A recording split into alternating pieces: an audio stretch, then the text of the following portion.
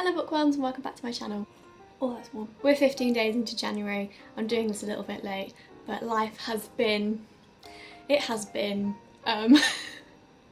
End of sentence. Yeah, so basically my mum's car broke down in the middle of the Yorkshire moors where there was no signal and no civilization, and it was terrifying. That happened and it sort of just took everything, all my energy, zap, gone. I'm also now in term 2 of my first year of university, so I mean, stop moaning. Even though it's a little bit late, better late than never, we're going to be looking at my 2022 reading stats on Storygraph.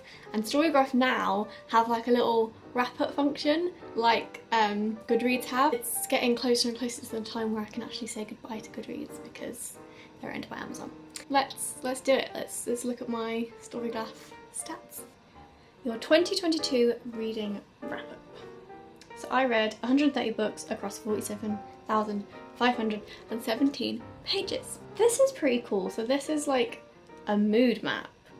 So this tells you whether the books that you're reading are like lighter or darker.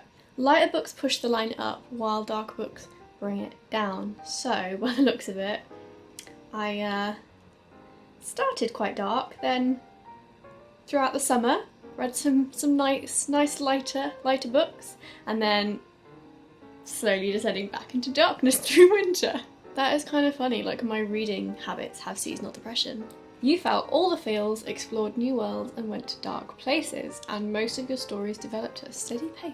Books and pages read per year in 2022. It's interesting that I kind of started and ended at a very similar place, very close together on the graph, and also the like books read and pages read are very close together, whereas like I don't know what happened in February, but they are not friends. I do know what happened in October, basically because I had to read quite a lot of plays, so I read like a higher amount of books, but they were all under 100 pages, so the pages count was lower. But as I say, for some reason February I didn't read as many books, but I read loads of pages. And then yeah, April April was a good month apparently. November, this absolutely makes sense because university, it's hard. Congratulations on meeting your reading goal, 130%, and great job on reaching your page goal, 106%. Pat on the back. Genres you spent the most time with in 2022. I have a bit of a problem with this. So for me, young adult and LGBTQIA aren't genres. I mean, LGBTQIA is a genre at a push, but YA isn't a genre, it's an age category. So, and also, Storygraph tends to say that a lot of books are romances when they're not. So like even if a character like has a crush on another character, Storygraph will be like, yeah, that's a romance. So this is really not accurate. I didn't read 24 romance books, like I read 2 at a push because I really don't read romance. But yeah, I did read a lot of YA. I love me some YA, and obviously fantasy. 49 fantasy books apparently.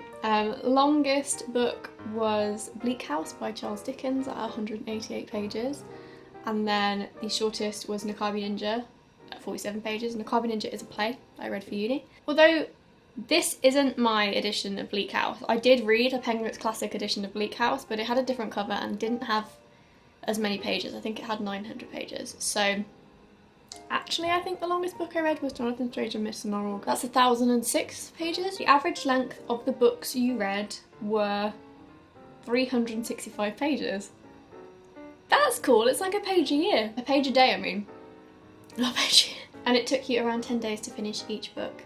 That's pretty cool, but it like averages out the time that it takes for you to read a book. Because I read multiple books at the same time, that's very accurate. I spent the least amount of time with What Magic Is This by Holly Bourne. That took me a day to read. Actually took me less than a day to read because I read it in one sitting. Probably took me about an hour because it's a novella. Most time spent with Jonathan Strange and Mr. Norrell by Susanna Clarke, which I spent 85 days with. It's a long book. The authors you spent most time with in 2022, Alice Oseman.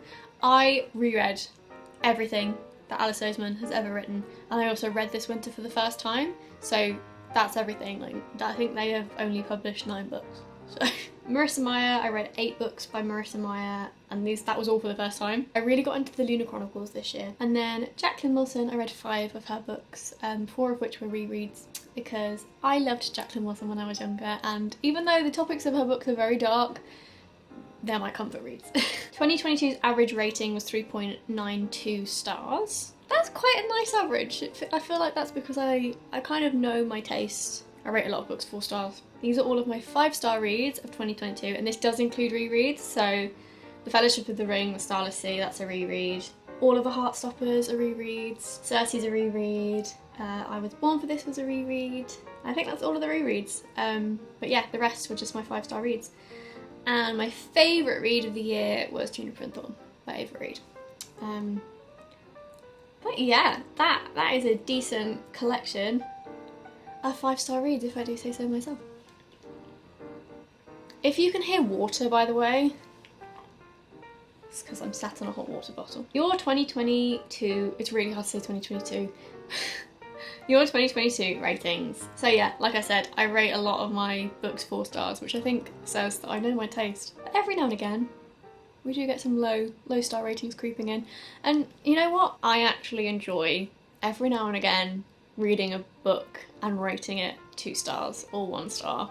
Well, actually, I very rarely rate anything 1 star. I only rate 1 star if it's like problematic or harmful. But yeah, every now and again, I whip out the 2 star or the 2.5 and I'm like, that felt good. And then the no ratings are memoirs, because I don't give star ratings to memoirs. 4 stars the highest and 5 star is the second highest. I will say a lot of the 5 stars were rereads though, like you've just seen. Some months were better than others, so November had the highest average rating of 4.5 stars, which is very cool. Turns out May wasn't your favourite month, with an average rating of 3.5 stars.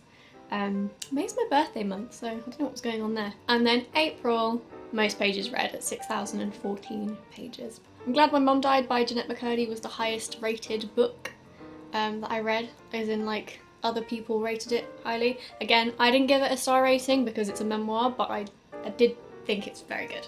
It is a very good memoir. You explored the works of 76 new authors. That's pretty insane. 57 of the books you read were part of a series. Oh, that gives me serious anxiety. There's so many series I need to finish. You've revisited a total of 13 books this year. I do love to reread. It's one of my favourite pastimes. You decided not to finish 6 books you picked up this year. Actually, I decided not to finish 7, but one of them, I don't think I actually registered in Storygraph that I'd started reading it again because it was a second DNF. Like, I DNF'd it twice. You read 62 books from your own shelf this year. That's pretty good. I'm not good at maths, so I don't know what percentage of the books I read this year I own. I'm happy with that number. I don't know why it's showing me Asexual Fairy Tales. I hated that book. It was really acephobic. But also, I think it's good that it shows that you can still read a lot, even if you don't buy books. So like a lot of that was library use. Use and support your libraries, folks. And then this is 2022 at a glance. So this is all of the covers of the books that I read in 2022. I forgot the year then. Apart from the plays that don't have covers, which is really annoying. Look at them all! And this takes us on nicely to 2022 stats. We love to see it. So my reading goal was 100 books and I read 130, so that's 130%, that's nice. Simple maths. And then my pages goal was 45,000 and I read 47,517, so 106%. That is maths I would not be able to work out. And then we have the moods. So the majority of the books that I read are emotional, adventurous, mysterious, and dark. It says a lot about me. And then the smaller segments are inspiring, challenging, informative. Those were probably like the non-fiction book, the few non-fiction books that I read. And then we do have some reflective, light-hearted, funny, tense, sad, and hopeful. Right, what books were informative? I read 6 informative books. Ace, non-fiction, very good book if you haven't read it. The Book of Pride, more non-fiction. Heroes, more non-fiction. I'm Mona Lisa, not non-fiction, but did obviously go into the history of the Mona Lisa and Leonardo da Vinci, The Island of Missing Trees. Yeah, that is a very informative book, and again, highly recommend. Wild Pets. No, that's not an informative book because it made zero sense. Ooh, what books were hopeful? The Heart Principle. Not sure about that. That book had a lot of autistic trauma in it, which I was not prepared to read about. Right, let's move on. Pace. The majority of the books that I read are medium pace. 15% of the books I read last year were slow, 56% were medium, and 29% were fast. Page number. 63% of the books I read were between 300 and 500 pages, 14% were 500 plus, and 23% were under 300. And then we have fiction, non-fiction. So 5% of the books I read were non-fiction, and 95% of the books I read were fiction. I really want to get that to at least 25% for this year, because I really want to read more non-fiction. Let's have a look at the non-fiction books I read. Again, Ace, very good book. Lenny Henry's memoir, Dave Grohl's memoir, Jeanette McCurdy's memoir, The Book of Pride, which is like a short story collection of lots of different people in American queer history. Crying in H Mart, which was another memoir. And then, for some reason it doesn't have it listed as a non-fiction book, even though it is. I also read Heroes by Stephen Fry, which is about the Greek heroes. So basically the majority of the non-fiction I read were memoirs. These are all of the genres, so again, young adult was the top, even though it's not a genre. Historical, that's an interesting one. I didn't consider myself someone that read historical fiction, but actually, I have read quite a lot this year and really enjoyed it. Last year, I mean. Literary, science fiction, mystery, classics, plays, obviously, horror, dystopian. Cool, gender. What did I read that was gender? Oh, Digital Baby. Very good book. Magical realism. Oh, absolutely not. Transphobic. Ooh, speculative fiction. 16 Souls. Very good. Let's move on to format. 55% of what I read is in print, 38% is audio, and 6% is digital. This isn't completely accurate because sometimes I'll like flip between formats. So I'll be like reading something physically and then I'll listen to the audiobook, or I'll like listen to the audiobook and then read along, or like, you know, I don't tend to just necessarily stick with one format. So the breakdown of pages versus hours is 27,056 pages and 600.45 hours. Most read authors, so again, yeah, Alice Oseman, Marissa Meyer, Jacqueline Wilson. A lot of Hollies, Holly Jackson, Holly Vaughan and Holly Black. Tolkien, because I reread The Lord of the Rings. We've already looked at that. And that's everything. So those were all of my 2022 reading stats according to Storygraph. If you have Storygraph, then like add me, because I don't have any friends on Storygraph. I have been trying to like move over from Goodreads to Storygraph purely because Goodreads is owned by Amazon, and you know, Amazon is killing the book industry, but you know, but like all of their community-ness is over on Goodreads because I have like friends on there.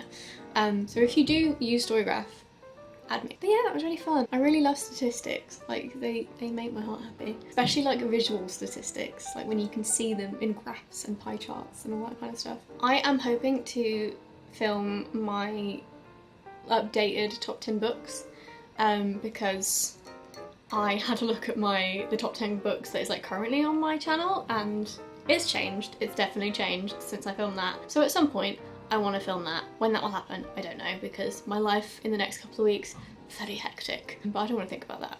But anyway, if you want to stick around, then make sure to click the subscribe button and like this video if you liked it. And yeah, thanks for watching. Happy reading.